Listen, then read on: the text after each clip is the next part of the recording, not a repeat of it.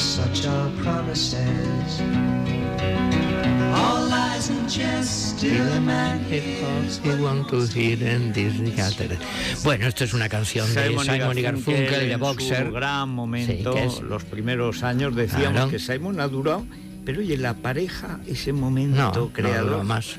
Esto forma parte del disco famoso, claro. Y al final es que habla concretamente del boxeador. Dice: en el claro hay en pie un boxeador que es un luchador por su oficio, lleva a cuestas lo que le queda de cada guante que le hundió y lo cortó hasta que gritó, y está gritando: I am leaving, me voy, me marcho, pero el luchador continuará.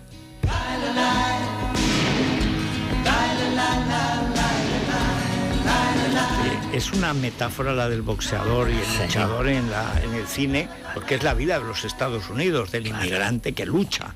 Y claro, ¿quién lucha más que el boxeador? También los que se enfrentan con las trampas del sistema, los que sobreviven, en fin. Pero hoy vamos a hablar de algo que es nada que ver. De un libro y de un personaje. De un libro y de un personaje de esos que no es el trabajador del ring, sino hay gente que nace con un don extraordinario, con una estrella. Absolutamente. Bueno, vamos con los datos para situarnos. Sí. Mira, este es un libro escrito por Eduardo Arroyo, el pintor. Se llama Panamá Al Brown, una vida de boxeador. Acaba de salir ahora, en el 2018, una nueva edición de Ediciones Fórcola, muy cuidada, porque tiene un cuadernillo de fotos y además porque esto es un libro que se publicó, si no me equivoco, primero en francés en 1982. Luego hubo una serie de traducciones, alemán, italiano, y esta edición, Ediciones Españolas, esta última de Fórcola, incorpora, entre otras cosas, las sucesivas adiciones, lo que añadía Arroyo a estas sucesivas traducciones. Alaska, que es muy fan del boxeo, y yo teníamos la primera edición en español de este libro, Alianza. La de Alianza, que aparece Panamá. Pero hay otras anteriores. Bueno, y este hay que, digamos, para situarnos, que es un personaje muy novelesco, vivió de 1902 a 1951, fue el primer hispano campeón del mundo de boxeo profesional y además bailarín, compositor, mil cosas, y la vida, en fin, acabó pues de una manera muy novelesca y muy trágica, y eso es lo que cuenta Eduardo Arroyo. Antes de nada, un dato, porque es que es lo fundamental. Le llamaban, como boxeador, araña, porque era todo brazos. Era un mosca, un peso mosca, luego gallo, con la envergadura de Jack Dempsey, de los pesos pesados. Sí, sí. Y claro, entonces no llegaba el otro. De 164 peleas, 133 victorias. Curiosamente perdió el título en Valencia una vez contra un español que se llamaba Baltasar Sanchilli. Sanchilli es nada, el apodo que se puso, tomado de los chinos. Lo recuperó luego y el récord es que logró un KO en 15 segundos al primer golpe, y cuentan que Rothschild pues llegó tarde, ya no se enteró la pelea. Y luego dicen que Tyson ha inventado el KO. Bueno, pero cuéntanos algo. Yo decía que al repasar la biografía, el único fenómeno que veo igual, con esa capacidad para todo y para entender todo lo moderno, quizás es Sánchez Mejías, que es un personaje que, aunque está en el boxeo, podía haber triunfado en cualquier otra actividad, pero que va a lo más... No lo sé, Ray Robinson también. También. Un personaje extraordinario. Y además que con la cara intocada, ¿eh? Sí, bueno, este era hijo de un esclavo de Tennessee que fue a trabajar al canal de Panamá, por eso Panamá, y aparte personalmente era pintoresquísimo. Bueno, para situarnos, y enseguida hablamos con el autor. Llegó a París con un traje beige claro, con gorra de cuadros, zapatos de ante, y boxeaba con un kimono azul celeste. Usaba pantalón casi hasta los hombros, chaleco corto a lo George Raft. Mandaba las camisas a lavar a Londres. Tenía caballos, era propietario de caballos que nunca ganaron. Se dedicó al juego, a la droga, y bueno, una historia solo, y ahí acabó esta primera parte. Se compró un Bugatti, con todo lo que ganó en una pelea. Se compró un Bugatti, se fue al Bois de Boulogne y a los 3 kilómetros ya lo había quemado el coche. Y entonces se compró otro igual con la bolsa del del siguiente combate antes de hacerlo. Oye, yo no sé qué pasaba con los Bugatti. Ahí es donde se ahorcó Isadora Duncan, en un Bugatti, por llevar con su pañuelo, la cosa esta. el fular. Bueno, entonces no cabe personaje más novelesco, además de gran boxeador. Entonces esto es una biografía muy seria y muy documentada, absolutamente, con todos los datos, pero que va siguiendo la historia de un personaje pues fascinante. Bueno, Eduardo Arroyo, muy buenos días. Buenos días. Bueno, Eduardo, que además es un maravilloso pintor y tiene una serie. Yo hace muy poco, en un libro catálogo de boxeadores, absolutamente extraordinario. Es un gran artista, muy aficionado al fútbol, a los toros. Yo lo veo a veces en el fútbol, antes lo veo más en los toros. Las ventas, claro. En fin, como toda la gente que está aficionada a la cosa importante. Pero, Eduardo, ¿en qué momento te interesó este personaje? Porque el trabajo del libro, como dice Andrés, es un trabajo muy serio, no es coger unas cuantas anécdotas y hacer unos dibujos. Qué vaca. Bueno, yo creo que el personaje me interesó siempre mucho, y me sorprendió que en la primera biografía que yo leí de Cocteau había desaparecido, lo habían hecho desaparecer, porque es muy francés tomar a coña toda la cosa que corresponde al deporte. Y entonces resulta que yo dije, me dije a mí mismo, improvisándome, historiador que no soy, pues en un cierto sentido corregir esta injusticia, y he tardado 5 años para hacer este libro, que me acuerdo, pues he viajado en los sitios donde él viajó, me he alojado en los hoteles que él se alojó, fui a ver la tumba en Colón, donde reposa los huesos de Panamá, y bueno, ha sido siempre para mí un personaje absolutamente fantástico. 5 años trabajando en... Bueno, realmente hace falta estar muy enamorado de un personaje. ¿Y qué ibas descubriendo que no aparecía? Porque hay que decir que el mundo de Cocteau es un mundo también de maldito, y es un mundo maldito de malditos, porque ahí hubo desde colaboracionistas con los nazis hasta otros que luego se hicieron comunistas para disimular lo anterior. Y nos cuenta todas las historias de todos los boxeadores importantes con los que fue peleando, y hay muchas historias también fantásticas, y los sitios y los managers, muchísimas cosas que yo desconocía por completo. Está absolutamente documentado. Bueno, Eduardo, ¿cuál es para ti el momento clave, digamos, de Panama Brown? Es decir, ¿en qué momento se convierte en figura? ¿Lo fue desde el principio o hay un combate en el que de pronto la gente lo descubre? Bueno, en realidad, él cuando llegó a París era un perfecto desconocido. Yo digo siempre que era un poco el pendant de Joséphine Baker, pero era un desconocido. Pero rápidamente, a las primeras de cambio, empezó una carrera fulgurante. Decir, a mí lo que más me ha sorprendido, por ejemplo, es que en una semana, por problemas de dinero y de boxeo, en 3 sitios. 3 veces. ¿En una semana? Sí. En una semana. Ahora que tardan 3 meses en volver a boxear. Mucho más. Hacen un combate al año, 2 combates al año. Y luego, además, en aquella época no había esas restricciones. Sobre todo en aquella época, pues, bueno, nadie se cuidaba, nadie se interesaba sin saber si el boxeador pues había terminado mal, no había terminado, estaban ciegos, en fin. Esos son momentos épicos.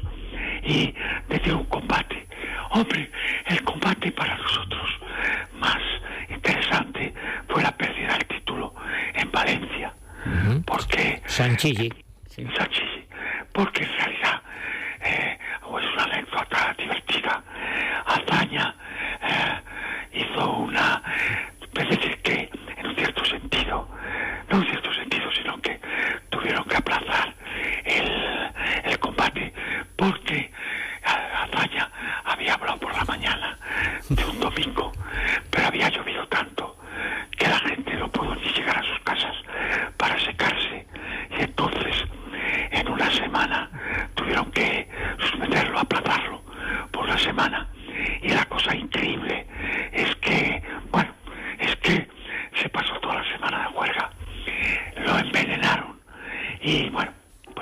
Salió tocado.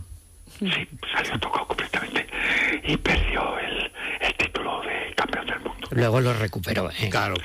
La hazaña es ese, el primero de los discursos en campo abierto, que efectivamente reunió, se dijo, 400.000 personas en Valencia. Era la mayor reunión que había habido nunca. Ahora, luego, como el discurso se preveía trágico, se echó a llover. Claro, era natural, vino la tormenta. Bueno, Eduardo, enhorabuena por esta nueva edición del libro. Un libro enhorabuena fascinante. De verdad. Y esperamos verte pronto, no sé, en la final del Madrid con alguien. O en San Isidro también. En San Isidro, seguro. San Isidro, seguro. ¿Cómo ves lo del Bayern? Pues, bueno, lo veo muy complicado, pero siempre creo que el Madrid es un equipo absolutamente fantástico y que puede ocurrir de todo. Incluso yo creo que puede ganar allí, o sea que, en fin, bueno, ya vamos a ver. Pues todo es posible. Todo es posible. Muchas gracias, Eduardo. Gracias a vosotros. Un abrazo. Bueno, Endesa está patrocinando esta sección, pero hay que decir que las historias y las frases de Panama Brown es que es interminable. Qué personaje. Sí. Bueno, me cortáis cuando queráis. Yo voy contando algunas historias porque he ido anotando, leyendo el libro, que son verdaderamente tremendas. Por ejemplo, vuelve a su tierra, a Panamá. Le esperan en el muelle 20.000 personas, que no está mal. Y como homenaje, le dejan que libere a 4 presos a los que él quiera. Como sucede, perdón, como Jesús el Chico, como ¿no? Sí, claro, en Málaga dice, bueno, él eligió unos presos y esos pues ya le soltaron. ¿Basándose en algo? Bueno, no supongo sé, que al tuntún tampoco sabría él el historial delictivo, claro, no sé. Luego, otra cosa... Le daría una chuleta o algo, estos son los menos malos, supongo. La seguridad en sí mismo que tenía, bueno, que es algo apabullante. Una vez, pues está muy mal y le están pegando y va mal y así eso, y en un momento le dice al manager, no te preocupes, el combate ya ha acabado. Le están pegando a él una paliza, sale, lo deja cao y ya está. Otra vez hay otra historia que es un poco dura, pero es que el boxeo no es otra y cosa. Entonces ¿no? Menos. Bueno, hay un tipejo, porque él era muy caballeroso. Varias veces le pega a uno y se para a ver si el árbitro para el combate, no quiere seguir pegándole, porque no quiere. Pero hay un canalla que le insulta, llamándole negro, bebejoso, de todo, ¿no? Y dice, sí, entonces 3 combates. Y no le deja cao ninguna de las veces aposta. Solo para pegarle, dice, para que sepa lo que es un negro. Bueno, luego hay esta otra historia, claro, que es la vida en París, que es muy fascinante. Se hizo amigo de Josephine Baker, de Maurice Chevalier, de Jean Cocteau, bueno, hasta que llegó Jean-Marie. Bueno, cuenta lo que ha aprendido. El gran novio de Jean Cocteau. El actor de cine. Sí. Bueno, entonces, Eduardo Arroyo cuenta por qué deslumbra a Cocteau. Bueno, según él dice. Primero, porque tienen la misma fecha de nacimiento, los dos. Y luego, porque los dos usan el mismo número de camisas y de zapatos. Y entonces Cocteau está tan fascinado que Cocteau se bañaba en el agua del baño donde se había bañado Panamá. ¡Qué vicio! O sea que, claro. Bueno, y hay un texto que publica donde lo compara nada menos que con Corneille, Chaplin, Wagner, Nijinsky, y dicen, hablan de que sí es guapo, nada de eso. Dice, no es ni guapo ni feo, es extraordinario, no necesita moverse, es como un árbol joven que mi paciencia ha puesto en pie de nuevo y obligado a fructificar. O sea, el ego, yo soy el que estoy aquí creado, y luego en un momento dado le aconseja retirarse. Bueno, y llegó Jean-Marie, el actor guapísimo, y le libró a Cocteau de Panamá y del opio. Claro. Bueno, el pobre Panamá es que había peleado, peleó envenenado, con el puño roto muchas veces, con sífilis, con artrosis, con tuberculosis, con una droga que le pusieron para resistir que duraba solo 10 minutos. Tenía que acabar el combate porque el efecto de la droga se acababa y caía pues como muerto, ¿no? Bueno, las peleas con los managers son verdaderamente que parecen mentiras, son como de película norteamericana. Y luego es muy conmovedor también, primero, las frases en la época gloriosa, coches de caballos, juego, por supuesto él cantaba, bailaba, iba a los cabarets, a los circos, toda clase hacer cosas. Sus caballos nunca ganaron en la historia, nunca. El champán, frase textual: para vivir lo primero que necesito son 20.000 botellas de champán. Nada más. Lo demás vendrá después. Decía, un día sin champán es un día perdido. No comprendo que se pueda vivir sin beber una botella de champán al día. Y en el Rin estaba allí la botella para que se viera que era de champán y para impresionar al otro señor. Hombre, claro, que impresionar, claro. Es algo muy Además tremendo. que seguridad, ¿no? El otro tío tomando champán mientras tú estás con linimento. Bueno, en Italia le quitaron el campeonato durante 2 minutos, porque era una trampa tan evidente que el régimen fascista dijo, no, Mussolini, hay que hemos de ser honestos, italiano, y le devuelven el campeonato. Bueno, el final es muy tremendo, claro, murió pobre y solo en Nueva York, y hay una cosa que es que parece inventada por John Huston. Sus amigos que aparecieron por allí cogieron el ataúd y fueron por los bares de Harlem pidiendo dinero para enterrarlo. En realidad, dice Eduardo Arroyo, probablemente para bebérselo y ya está. Y se acabó la historia. El resumen, pues dice Panamá: desgraciadamente nunca he podido considerar la prudencia una virtud. No era prudente. Eso lo retrata perfectamente. Es de un personaje desmesurado, absolutamente. Sí. Una historia trágica, porque esto no es un libro alegre, una historia terrible, muy documentada, muy bien contada. Con una cantidad de fotos maravillosas. Preciosas. Sí. Y lo que te preguntas, ¿cómo no se ha hecho una película de esto?